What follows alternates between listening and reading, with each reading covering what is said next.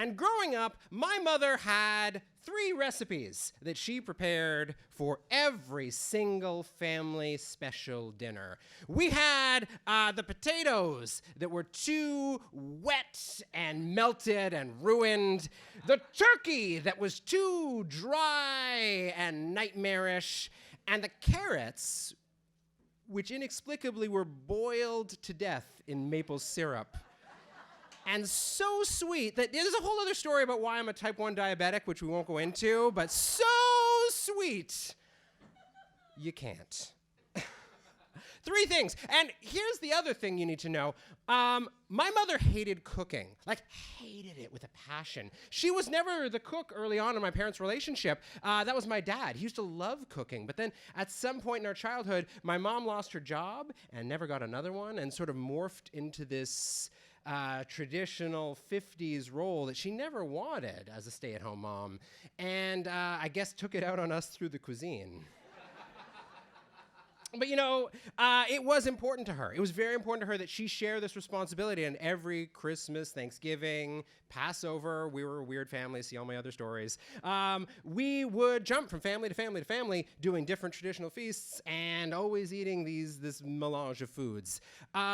When she became sick, first with cancer and then later with this non-medically diagnosed ataxia. Again, see my other stories for the past 15 years.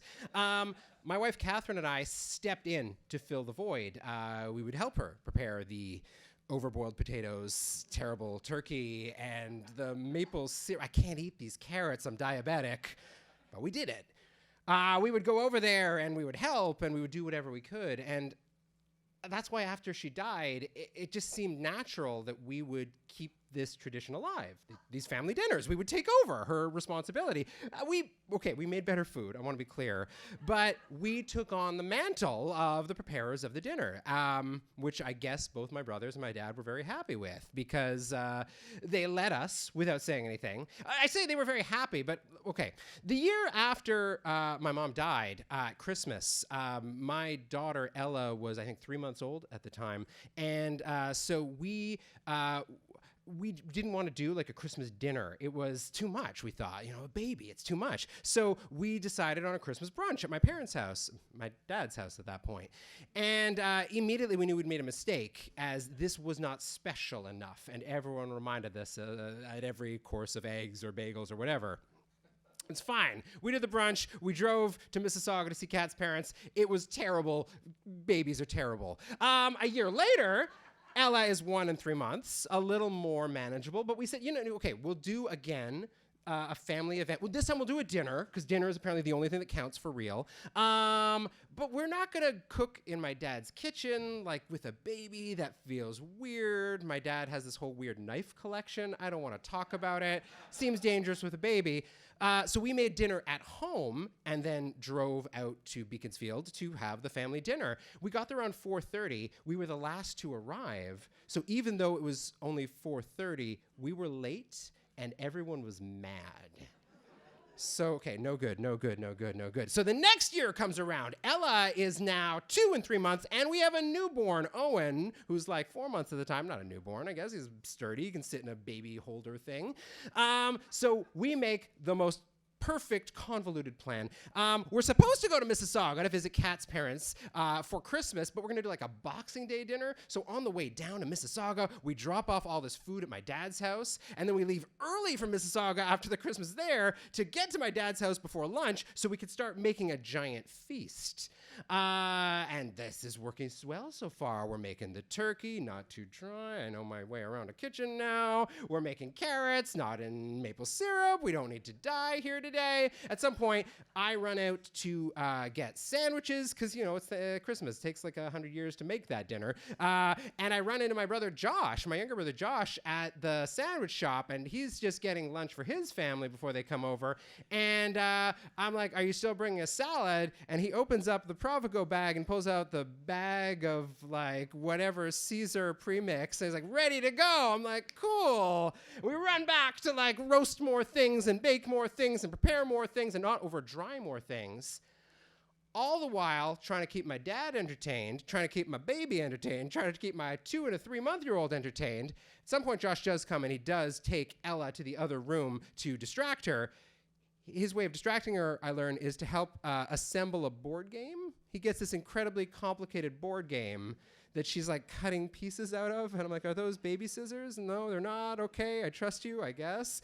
And my dad is out there smoking, and we're all waiting for Dan to arrive. Dan, my older brother, lives in Ottawa, and he's always late. So I'm like texting him. I'm like, okay, dinner's going to be ready in 2 hours. You have to leave now. He texts back, I'm almost ready. An hour goes by. I'm like, okay, man, we're going to finish up with the potatoes. He's like, okay, well, we haven't left yet.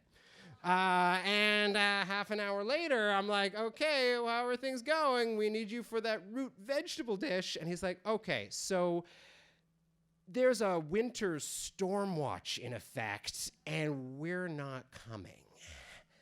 And I'm looking around at Kat with the baby carrier, and Josh giving my daughter scissors, and my dad in the backyard chain smoking. And I'm like, fine, that's fine. We're going to have a great family Christmas dinner without you. It's great. It's fine. Don't stress. All in a text. It's texts. But of course that doesn't happen. Dad comes in, Josh comes in, and suddenly everyone is a picture of misery. And we have like this beautiful dinner that we've just spent the whole day making, and it's not too dry, and it's not too sweet, and it's not too moist potatoes. But they barely eat anything. And it's a complete and utter fail. And we go home that night with all of our very few leftovers. Considering nobody ate anything, I don't know where the food has gone. I have in my mind people like half eating. Anyway, it doesn't matter. Food is gone. I think they stole it. And I just give up. Like, what else am I supposed to do? It turns out what I'm supposed to do the next day is come back. He's come. We're having a real Christmas this time. And I don't react to the word real Christmas. It's fine. I go over there, and my brother has shown up from Ottawa, and he's picked up something from the Provigo, and I guess we're going to eat it now. And everyone is happy and thrilled. This is the real thing. And they're all saying, Dan, thank you so much for being here. What a privilege. And I'm trying not to be the bitter middle child. But it's really hard not to be a bitter middle child because you're a middle child. And I got to tell you, that was 10 years ago. And I do it every year. I don't know what to tell you. I do it every single year. And I said at the end of this is the last time, guys. This is the last time. But I got to tell you, we're 6 months out now, and we got 3 different families. You got to start planning calendars, and maybe we're the only ones with the house big enough at this point. And maybe we could do a thing where we all share. And please, come November 1st, call me and stop me. Thank you.